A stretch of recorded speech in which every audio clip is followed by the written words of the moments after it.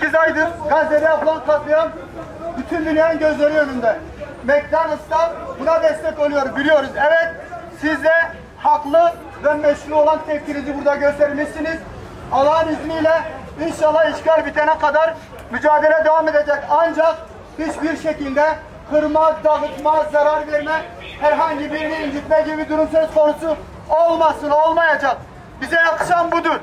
Şimdi burada gerekeni yapmışsınız. Ancak burada memur beylerin yanında da söylüyorum. Buraya yakışan da buranın kapatılmasıdır. En azından gençlerin tepkisini, haklı tepkisini biraz dile getirsinler, dinlesinler. Burayı kapatsınlar.